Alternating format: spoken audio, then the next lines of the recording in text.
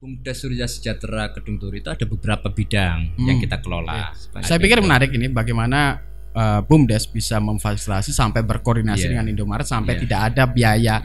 Itu kan tentu ada banyak usaha yang harus dilakukan. Awalnya katanya lontong balap itu berasal dari desa Kedung Turi. Yang di Surabaya itu juga embrionya berawal dari Kedung Turi.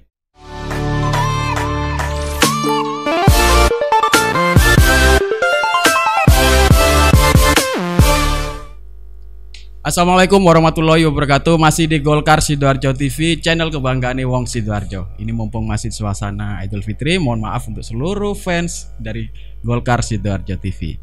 Ini tamu kita pertama, suasana Lebaran. Ini ada tokoh yang saya pikir luar biasa, punya dedikasi untuk pengembangan desa, untuk lebih bergerak bersama dengan elemen yang lain untuk bergerak maju bersama-sama. Ini ada Mas Zainul Milahi, atau biasa disebut Mas Kang Emil ya. Betul Kang ya? Siap. Biasanya teman-teman manggilnya Kang itu. Ya, ini khas Sidoarjo ya, Kang. Khas Sidoarjo, khas dari desa. Oke, sebagai selaku pelaku, saya pikir sukses lah untuk menggerakkan BUMDes sampai kalau dibilang mungkin jadi percontohan lah untuk di Sidoarjo ya. Di tingkat Jawa Timur mungkin juga ya. Bisa diceritakan seperti apa sih BUMDes yang dikelola oleh Kang Emil ini? Terima kasih Mas Nanang. Bicara tentang BUMDes ini sebenarnya bicara tentang pengabdian kita di desa sebenarnya. Ya, jadi BUMDes yang saya kelola itu ada di Desa Kedung Turi, bernama BUMDesa Surya Sejahtera Desa Kedung Turi. Sebenarnya kesuksesan daripada BUMDes Surya Sejahtera Kedung Turi ini sudah terasa sebelum saya ada di situ sebenarnya. Oh, sudah muncul nama di situ sebelum saya ada di situ. Tapi ketika saya ada di situ, mungkin beberapa kebijakan yang kita ambil ternyata itu cukup membuat BUMDes ini semakin melejit mungkin ya, katakanlah semacam itu. Karena bisa dikatakan seperti itu, kita berpatokan pada SHU akhir tahun, laporan kita akhir tahun. Ini sebenarnya bergerak di apa sih BUMDesnya? Kalau BUMDes Surya Sejahtera Kedung Turi itu ada beberapa bidang yang kita kelola. Ada simpan pinjam. Oh, pantesan tadi ada SHU ya. Ada SHU, ada kemudian toko keagenan gitu. Grosir, semacam grosir. Semacam grosir. Ada juga tempat pengelolaan sampah terpadu. Ada juga kita kemitraan ini menarik karena kita bermitra dengan teman-teman di minimarket yang ada di Desa Kedung Turi. Jadi ini sebenarnya lebih pada bagaimana kita menciptakan entrepreneur baru di desa. Jadi teras-teras minimarket itu yang selama ini disewakan, kebetulan di Kedung Turi itu kita kelola bersama BUMDes. Itu yang kita pergunakan untuk kepentingan pelaku entrepreneur baru di Desa Kedung Turi. Oh, jadi misalnya gini, di Desa Kedung Turi ada beberapa yang pelaku UKM, misalnya dicarikan ruang kerjasama dengan teras untuk menjadikan ruang berdisplay. Nah, itu tanpa biaya sewa. Yang ada hanya biaya untuk kebutuhan listrik dan air saja. Tapi untuk biaya sewa kita nol di situ. Ini yang menarik. Nah, kalau kita selama biasanya ini kan selalu ada kompensasi ya kan untuk. Kalau kita melihat, kalau kita mau sewa teras minimarket itu biasanya antara 500-600 itu tiap bulan untuk sewa. Tapi kalau kita saat ini itu hanya 50.000 untuk biaya listrik. Hanya untuk listrik. Cuci air cuci itu. Nah, ini menarik untuk pengembangan entrepreneur di desa. Satu-satunya di Sidoarjo kayaknya ini. Di Jawa Timur sepertinya juga sama lah. Belum ada yang mengambil kebijakan semacam ini. Oke. Saya pikir menarik ini bagaimana BUMDes bisa memfasilitasi sampai berkoordinasi dengan Indomaret sampai tidak ada biaya. Itu kan tentu ada banyak usaha yang harus dilakukan. Nanti kita bahas satu persatu. Mulai dulu dari yang SHU tadi yang saya pikir ini juga memberikan gambaran betapa kalau BUMDes dikelola bisa memberikan manfaat selain memberikan sebagai bantuan pemasukan untuk desa, PAD membantu PAD, tapi juga fungsi sebenarnya dari BUMDes yaitu pemberdayaan rakyat itu juga jalan. Oke, kita mulai dari itu dulu, yang koperasi tadi. Kalau bukan koperasi sebenarnya Mas. Jadi simpan pinjam ini bukan koperasi. Oh, beda ya? Beda. BUMDes tidak diperbolehkan mempunyai unit usaha koperasi, tidak diperbolehkan. Tidak ada. Jadi ini bukan koperasi, tapi benar-benar adalah unit usaha simpan pinjam. Katakanlah usaha ini mirip koperasi, tapi dalam aplikasinya itu lebih pada perbankan. Dengan regulasinya di BUMDes ya. Iya, karena ikut ke BUMDes. Ya. Bicara tentang simpan pinjam ini, kalau di Kedung Turi itu ini sudah lama sebenarnya. Ini menjadi pionir daripada BUMDes yang simpan pinjam ini. Sudah ada di tahun 97 sebelum ada BUMDes. Embrionya sudah jalan duluan ya. Sudah jalan duluan simpan pinjam ini. Berawal dari adanya bantuan keuangan dari provinsi itu sebesar 1.600.000 modal awal di tahun 97. Nah, dalam perkembangannya ternyata sampai di tahun 2020, nah itu sudah mencapai 16 miliaran, Pak. 10.000 kali lipatnya berapa kali lipatnya? Luar biasa berarti. Jadi dari 1.600.000 sampai 16 miliar. Hampir 17 miliar itu di tahun 2020 kemarin. Kemudian kemarin ketika musim pandemi ini memang ada sedikit penyusutan karena beberapa faktor, sehingga sekarang sekitar 14 miliaran lah yang kita kelola hari ini. Tapi itu masih cukup besar. Masih cukup besar kalau dikelola BUMDes luar biasa dengan omset segitu. Dana yang terhimpun dari masyarakat sebesar itu cukup besar. Cukup besar kalau di Jawa Timur aja cukup besar. Ya. Tetapi memang itu bukan dana daripada BUMDes ya, bukan dari simpan pinjam itu adalah dana yang dihimpun dari masyarakat. Bisa jadi dana tabungan dari masyarakat semacam itu. Kalau dana dari aset daripada BUMDesnya sendiri, dari unit simpan pinjam itu sendiri, itu hari ini sekitar 4 miliar Mas Nam. Jadi kalau 4 miliar, dana sisanya itu adalah dana tabungan daripada masyarakat yang dikolektif ya, dikumpulkan. Itu kalau dengan angka segitu memberikan bantuan support ke PAD Kedung Turi sudah sampai berapa ya? Di tahun 2020 kemarin SHU yang kita hasilkan daripada BUMDes itu ada 180 jutaan. Itu yang kemudian 30%-an itu ke PAD itu sekitar, masuk kas PAD ya. Masuk ke PAD pembangunan desa itu sekitar 50 jutaan. Tepatnya 58 juta. Luar biasa sudah segitu. Kemudian tahun 2021 kemarin ketika Covid ini menyerang, terjadi penyusutan segala macam, kita SHU kemarin itu yang dihasilkan adalah sekitar 150 jutaan lah. 150 juta, sehingga PAD yang kita setorkan ke desa itu 48 juta sekian itu.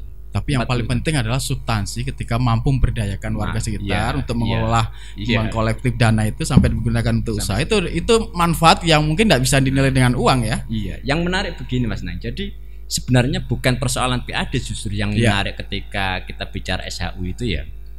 Karena PAD SHU yang kita kucurkan untuk PAD itu yang 30% itu memang dalam pemanfaatannya itu murni dilakukan oleh pihak pemerintah desa. Kita sama sekali tidak mau diapakan dana itu, intinya itu sudah wilayah desa ya, untuk pembangunan desa.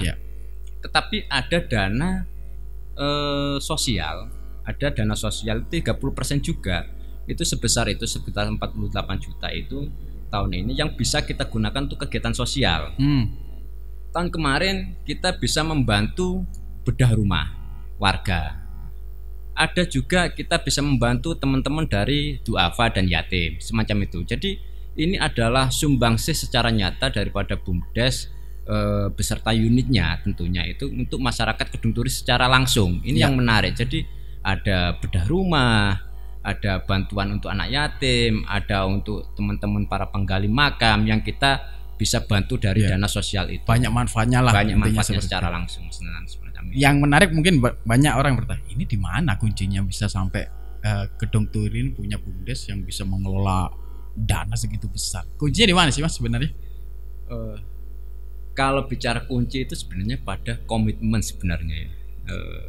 Kalau persoalan skill ya semua orang punya skill. Tapi bicara komitmen ini yang harus kita kedepankan. Komitmen pengabdian kepada desa. Nah, itu yang harus dipegang mungkin oleh teman-teman yang lain, pengelola ya. Iya.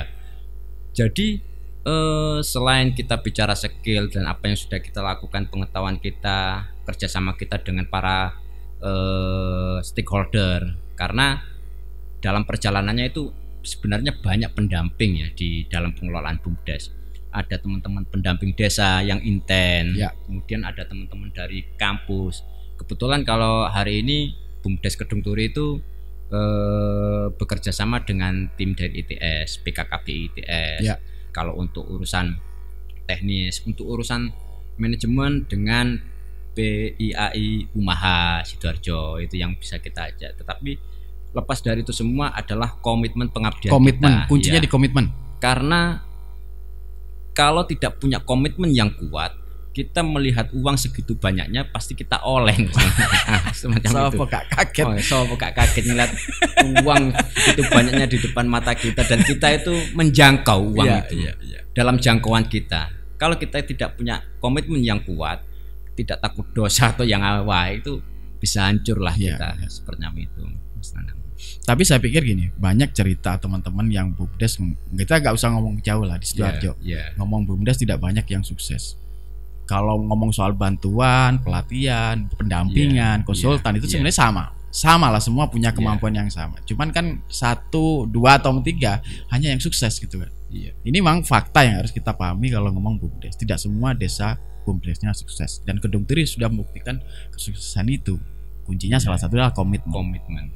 Nah, bagaimana membangun komitmen itu juga perlu ada kemauan yang kuat itu sebenarnya, Mas Nan. Apalagi di sekitar sini kita ngomong ada PPR, koperasi, macam-macam kan yang banyak menawarkan pilihan. Nah, ini kan tentu yang harus ada terapi atau pendekatan berbeda lah di BUMDes ini. Bagaimana menyiasati sehingga warga hanya pilihannya ke BUMDes. Kalau bicara kompetitor gitu ya, khusus untuk simpan pinjam. Ini kalau bicara kompetitor ini sebenarnya koperasi cukup banyak di sekitar di Desa Kedung Turi. Kalau saya coba kemarin menghitung keluar di jalan raya di sekitaran Desa Kedung Turi. Sekitaran itu ya. Itu ada banyak bank BPR itu banyak sekali, ada 5 BPR di Desa Kedung Turi. Belum lagi koperasi yang ada di Desa Kedung Turi itu ada beberapa, ada 2 atau 3. Belum lagi koperasi di sekitar Desa Kedung Turi. Nah, di samping-samping. Nah, tetapi yang kita tawarkan kepada nasabah kita, kepada anggota simpan pinjam itu sendiri. Itu khusus warga ya sebenarnya, khusus warga. Tidak, Mas Nang. Bisa terbuka. Sebenarnya simpan pinjam ini tidak dikhususkan khusus warga Desa Kedung Turi, tidak. Karena ada banyak warga di luar Desa Kedung Turi itu yang juga menyimpan dananya di situ. Termasuk juga orang-orang di luar Kedung Turi yang tinggalnya di Kedung Turi, orang-orang kos yang bekerja itu lebih banyak menyimpan di Kedung Turi. Pertama adalah soal kemudahan, karena dekat lokasi. Kemudian ada persoalan jaminan. Kita karena ini adalah milik BUMDes yang notabene adalah milik pemerintah Desa Kedung Turi, sehingga pemerintah Desa Kedung Turi juga berkali-kali menyampaikan bahwa mereka juga menjamin tentang keamanan daripada kepastian minimal kepastian usaha itu. Mereka itu aman loh. Kemudian lagi yang menarik adalah waktu kerja, jam kerja. Nah, jadi simpan pinjam itu liburnya itu pada hari Jumat dan Minggu. Jadi Sabtu yang waktunya orang-orang itu santai, itu kita malah buka untuk menampung dana warga yang ingin menabung. Di liburnya situ.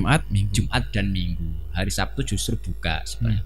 Dan yang paling menarik adalah bahwa SHU atau keuntungan itu ada sebagian 30% dari simpan pinjam itu yang kita bagikan sebagai undian berhadiah di akhir tahun. Waktu pembagian SHU-nya ini semacam pesta rakyat ini. Ini semacam pesta rakyat di mana ada dana, ada undian berhadiah itu berdasarkan tabungan dari masing-masing Ini yang menarik, kalau misal di koperasi swasta atau di BPR nggak ada yang seperti itu. Sudah dapat SAU, dapat door prize. Kalau pas hokinya dapat, ya dapat lumayan juga ya. Kemarin kita memang waktu musim COVID pertama itu kita libur, kita nggak bisa mengadakan secara langsung, tetapi kita masih mengadakan secara online.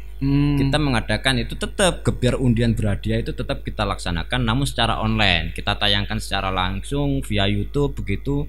Kemudian hadiah kita catat, besoknya yang dapat datang ke tinggal ngambil begitu. Kalau kemarin ini kita bulan apa ya kemarin ya, bulan Maret kita sebelum puasa itu kita melaksanakan itu, kita mengadakan musik campur sari segala macam begitu. Ada pesta lontong balap karena di Kedung Turi itu adalah sentral lontong balap. Menurut mbah-mbah, awalnya katanya lontong balap itu berasal dari desa Kedung Turi. Yang di Surabaya itu juga embrionya berawal dari Kedung Turi. Karena menurut para kakek-kakek itu, warga Kedung Turi yang jual lontong balap itu bersama-sama berangkat ke pasar Wonokromo. Karena berangkat berbarengan sehingga seperti balapan. Nah, itu awalnya semacam itu. Itu filosofinya dari nama lontong balap karena para pembawa lontongnya balapan. Balapan untuk cepat-cepatan sampai di stasiun Wonokromo. Pada awalnya ceritanya semacam itu. Jadi di Kedung Turi itu sampai sekarang mau cari lontong balap di pagi hari, mau cari siang hari, sore hari, malam hari itu ada semua yang jual. Ada semua di Kedung Turi. Kampung lontong balap. Nah, ini yang mungkin salah satu potensi juga ya yang mungkin perlu kita kembangkan sebagai potensi wisata kuliner nantinya. Wisata kuliner, sejarah juga masuk di situ. Sejarahnya di situ tentang lontong balap. Mas Nanang, saya kok monggo silakan. Ini boleh diminum. Ini memang disuguhkan tamu. Silakan. Boleh saya minum Mas? Boleh. Ini salah satu dari produknya pengurus. Ini produk Golkar ya? Iya. Menarik ini. Coba kan. Nah, ini kalau salah satu hasil dari pengurus, jadi kalau teman-teman juga punya inisiatif mendisplay barang produk UMKM-nya, silakan, kami terbuka untuk memberikan ruang untuk dijadikan bahan display di sini. Oke, kembali lagi ke soal di Kedung Turi. Selain simpan pinjam, tadi juga ada TPST untuk pengolahan sampah, sampai nanti bergerak ke bidang yang lain. Kita geser lagi ke soal TPST. Ini sudah apa yang dilakukan untuk TPST-nya? TPST sendiri ini sebenarnya lebih pada usaha sosial ya. Kalau kita melihat di ADRT kita itu kita masukkan tidak ada kegiatan unit usaha pengolahan sampah, sebenarnya tidak ada, tapi kita masukkan di unit pengolahan unit kegiatan sosial. Karena bagaimanapun juga kita nggak mau nyari untung sebenarnya di kegiatan pengelolaan sampah ini.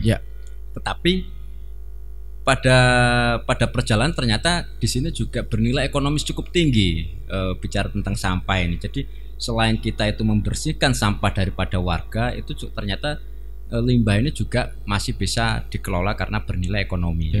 Selain jadi, untuk ramah lingkungan, juga memberikan sisi ekonomis juga ada. Karena sampah-sampah selain warga itu membayar retribusi setiap bulan ke para tukang sampah yang narik itu sebagai ongkos tenaga, ternyata sampah dapur itu masih bisa kita gunakan sebagai kompos, juga bisa kita gunakan menjadi pakan-pakan ternak. Itu untuk sampah dapur. Sampah keringnya itu masih kita kelola, kita jadikan satu. Banyak orang yang mencari limbah-limbah plastik hasil pemilahan itu. Jadi sangat kecil sebenarnya sampah itu yang terbuang percuma itu. Cuma-cuma itu masih sangat kecil sebenarnya, karena plastik dan kertas otomatis bernilai ekonomi untuk kita jual. Karena kita masih belum bisa mengolah plastik jadi biji plastik. Nah, mungkin ke depan ada teman-teman yang mungkin Golkar, teman-teman dewan yang bisa memberi bantuan atau apa untuk mudah-mudahan pengelolaan itu. Mudah-mudahan setelah melihat acara ini saya berharap seperti itu. Jadi bagaimana mengolah plastik, limbah plastik ini menjadi biji plastik, karena selama ini limbah plastik ini langsung kita jual. Kalau limbah organiknya itu kita jadikan kompos, kita jadikan ulat untuk pakan-pakan ternak semacam itu. Jadi ini cukup menarik bicara sampah ini. Selain kita juga tentunya ini membantu pemerintah Kabupaten Sidoarjo dalam hal mengelola kebersihan lingkungan. Kalau misalnya gitu ya, idealnya tiap desa punya semacam TPST, persoalan Jabon mungkin menggunung udah nggak tuntas selesai. Nah, ini sebenarnya gitu kan peran pentingnya BUMDes di situ ya. Cuman kan ya kita kembali pada komitmen dan juga inisiatif dari para pengelola gitu kan. Nah kalau ngomong gedung turis saya pikir udah sukses lah, tuntas lah untuk urusan itu. Tentu dengan banyak persoalan, tantangan. Sebenarnya persoalan tantangan paling berat selain komitmen apa sih? Ego pribadi, Mas. Sebenarnya tantangan itu bukan berasal dari luar sebenarnya, tetapi lebih pada dari dalam kita sendiri, dari lingkungan internal kita. Contohnya sebuah kegiatan ketika di situ sudah ada banyak uang yang berputar, maka godaan-godaan itu banyak. Itu paling besar. Godaan-godaan itu banyak. Pertama, yang kedua adalah banyak orang yang kemudian merasa paling berjasa di situ ketika sebuah kegiatan sudah lebih berjalan dan sudah ada uang, sebenarnya lebih personal. Internal kita sebenarnya yang harus kita jaga, karena bagaimanapun juga tanpa komitmen yang kuat maka kegiatan itu akan berhenti di tengah jalan seperti itu. Lebih ke bukan soal manajemen sebenarnya. Bukan soal manajemen, tapi ego personal, pengurus atau mungkin katakanlah beberapa kejadian itu justru orang-orang yang selama ini kita anggap orang-orang tokoh penting internal kita, justru ketika sudah ada dana yang berputar-putar di situ itu tergiur membuyarkan semua rencana itu. Nah itu yang harus kita hindari. Makanya dari awal kita ke pengurus itu bahwa ini adalah ladang pengabdian kita, ladang bagaimanapun kalau kita cacat ada di sini maka selamanya kita akan dikenang sebagai orang yang sudah melakukan kesalahan semacam itu. Nilai baik itu paling mahal. Jadi itu yang harus kita jaga kalau di desa itu. Terima kasih Mas Emil. Siap. Luar biasa, ini saya pikir memberikan banyak manfaat untuk kita semua, bahwa ternyata kalau pengelolaan BUMDes itu salah satu kuncinya adalah komitmen dan niat baik. Ini kalau ngomong mau bergerak maju, saya pikir itu harus tuntas dulu. Siap. Mudah-mudahan dari kegiatan ini kalau teman-teman melihat bisa belajar banyak dari Gedung Turi. Ini sudah banyak ya yang studi banding ke Gedung Turi? Cukup banyak. Okay. Apalagi hari ini kita sudah mempunyai gedung sendiri, gedung BUMDes yang kita bangun tanpa kalau gedung simpan pinjamnya itu kita bangun tanpa melalui APBD. Jadi kita itu murni dari BUMDes ya? Gimana? Murni hasil dari BUMDes? Murni dari hasil produksi daripada simpan pinjam itu sendiri. Itu gedung yang untuk simpan pinjam, gedung 2 lantai itu. Jadi kita berupaya bagaimana kita bersinergi dengan pemerintah desa tanpa mengganggu dari keuangan pemerintah desa. Ini sebenarnya adalah fungsi-fungsi dari BUMDes. Fungsi daripada. Sekali lagi terima kasih Kang Emil sudah banyak memberikan manfaat hari ini. Mudah-mudahan teman-teman yang juga tertarik atau punya niat untuk membesarkan BUMDes bisa belajar ke Kang Emil, atau mungkin bisa langsung datang ke Gedung Turi. Ini bisa bertukar pikiran dengan Kang Emil. Sekali lagi terima kasih Kang. Sukses untuk BUMDes Gedung Turi. Mas Nanang. Sukses untuk semuanya.